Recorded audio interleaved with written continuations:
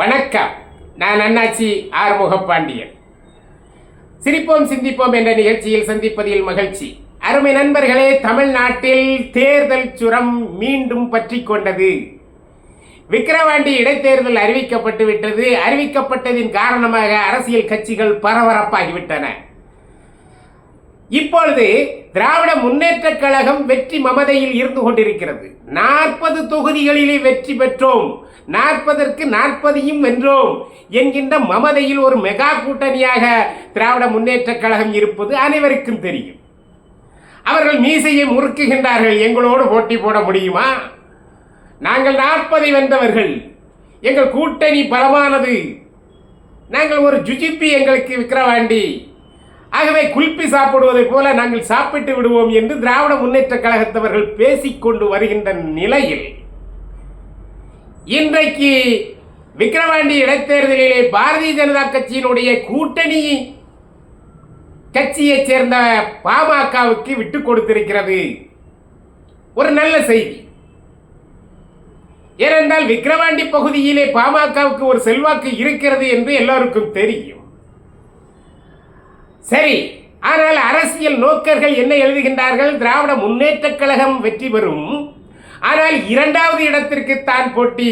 அந்த போட்டி யாருக்கெல்லாம் என்று சொன்னால் பாரதிய ஜனதா கட்சியினுடைய கூட்டணி கட்சியான பாட்டாளி மக்கள் கட்சிக்கா 2வது இடத்தை பற்றி பேசுறாங்க, அல்லது அனைத்து இந்திய அண்ணா திராவிட முன்னேற்ற கழகத்துக்கா, அல்லது நாம் தமிழர் கட்சிக்கா என்றுதான் பேசிக்கொண்டிருக்கின்றார்களே தவிர முதலிடத்திற்கு வந்து திராவிட முன்னேற்ற கழகத்தை வீழ்த்தும் என்று எந்த அரசியல் நோக்கர்களும் சொல்லவில்லை.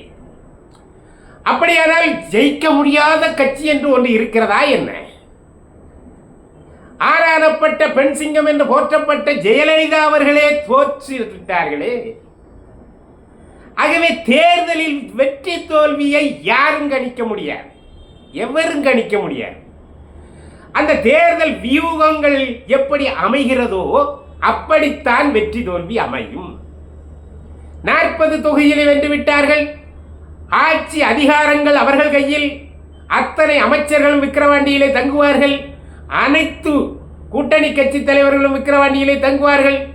ஊருக்கு ஊரு ஒரு விஐபி நின்று கொண்டு ஓட்டுகளை கண்காணிப்பார் என்று திராவிட முன்னேற்ற கழகத்துக்காரர்கள் வாதம் செய்கின்றார்கள். சரி, உங்களுக்கு குறைந்த கூட்டணி அல்ல இந்த பாட்டாளி மக்கள் கட்சியுடைய கூட்டணி. நீங்கள் ஒன்றை கவனிக்க வேண்டும். திராவிட முன்னேற்ற கழகத்தை வெற்றி பெற வேண்டும் என்றால் ஒரே வழி, சிறு வழிதான், ஒரே வழிதான் இருக்கிறது. கடந்த எம்பி தேர்தலிலே நீங்கள் உற்று கவனித்து பார்த்தால் அனைத்து இந்திய அண்ணா திராவிட முன்னேற்ற கழக வாக்குகளையும் பாரதிய ஜனதா கட்சியுடைய வாக்குகளையும் கூட்டி பார்த்தால் அது திராவிட முன்னேற்ற கழகத்தை விட அதிகம். அப்படியானால் இந்த இடைத்தேர்தலிலே நீங்கள் என்ன செய்ய வேண்டும்? 40க்கு 40ஐயும் வென்றோம் என்று மமதையில் இருக்கின்ற திராவிட முன்னேற்ற கழகத்துக்கு ஒரு கடிவாளம் போட வேண்டும் என்று சொன்னால், அருமை அரசியல் கட்சி நண்பர்களே, எதிர்கட்சி நண்பர்களே, உங்களிடத்திலே இருக்கின்ற ஈகோவை விட்டுவிட்டு அனைத்து இந்திய அண்ணா திராவிட முன்னேற்ற கழகத்தையும் இணைத்து கொண்டு செல்ல வேண்டும். இணைத்து கொண்டு செல்ல வேண்டும். அது எப்படி செல்ல முடியும்? நாங்களே அவர்களால் தானே இப்போது 40 இடத்திலும் தோல்வியை தழுவினோம் என்று அதிமுக பாரதிய ஜனதா பற்றி குறை சொல்ல வேண்டிய அவசியம் இல்லை.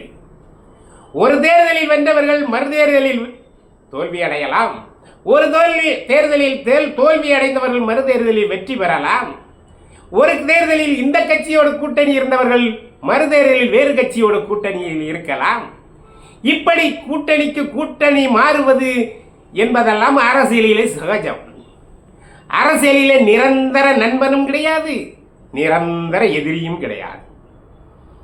மதுரை விமான நிலையத்திலே திராவிட முன்னேற்ற கழகத்தவர்களால் கல்லால் எரியப்பட்டு திருமதி இந்திரா காந்தி அவர்கள் ரத்தம் கொட்டி சேலையில் இருந்தபோது, சேலையிலே அந்த இரத்தக்கரை இருந்தபோது நீங்கள் இதையெல்லாம் செய்யலாமா என்று கலைஞர் அவரிடத்தில் கேட்டபோது அந்த ரத்தம் எங்கிருந்து வந்தது என்று யாருக்கு தெரியும் என்று சொன்னார்.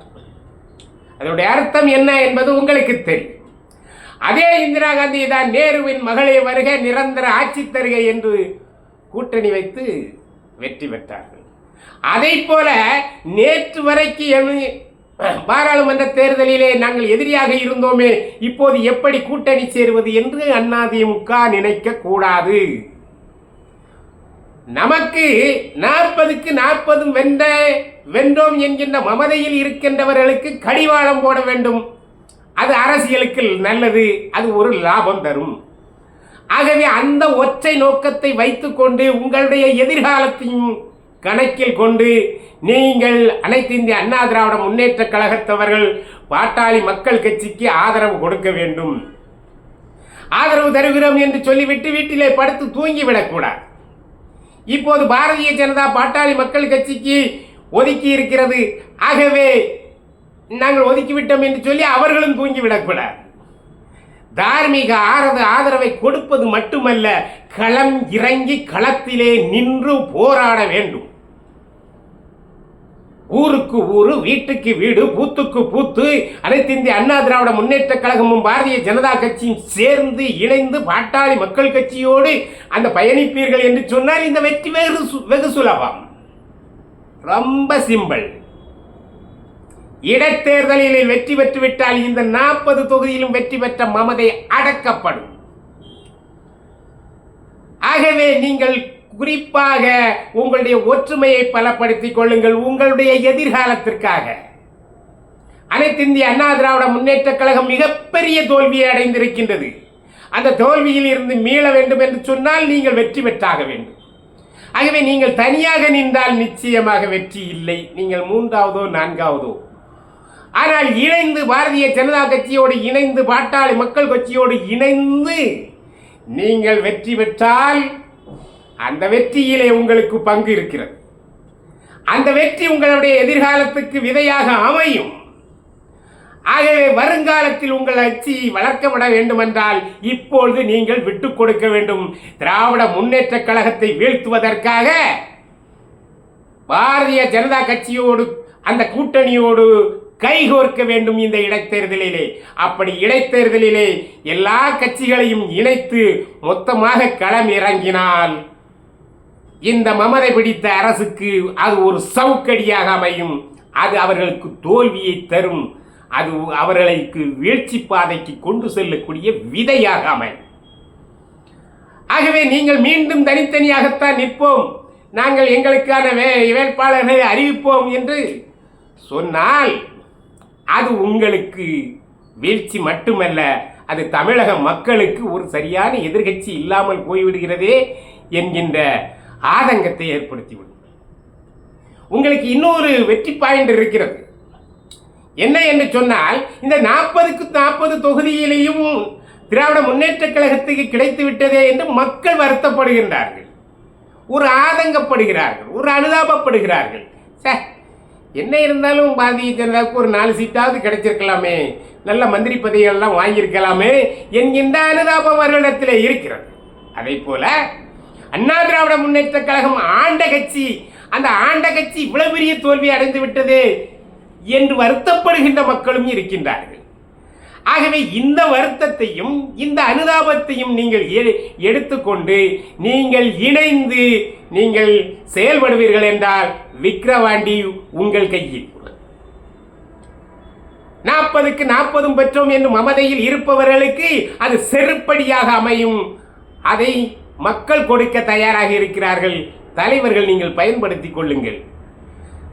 இதுதான் திராவிட முன்னேற்ற கழகத்தினுடைய வெற்றியை தடுப்பதற்கு ஒரே வழி. பாரதிய ஜனதா கட்சி கூட்டணியோடு அனைத்து இந்திய அண்ணா திராவிட முன்னேற்ற கழக கூட்டணியும் சேர்ந்து ஒட்டுமொத்தமாக பொது வேட்பாளராக பாட்டாளி மக்கள் கட்சி வேட்பாளரை வெற்றி பெற செய்ய வேண்டும் என்கின்ற கங்கணம் கட்டிக்கொண்டு இறங்கி வேலை செய்தால் வெற்றி உங்கள் கையில். நன்றி, வணக்கம்.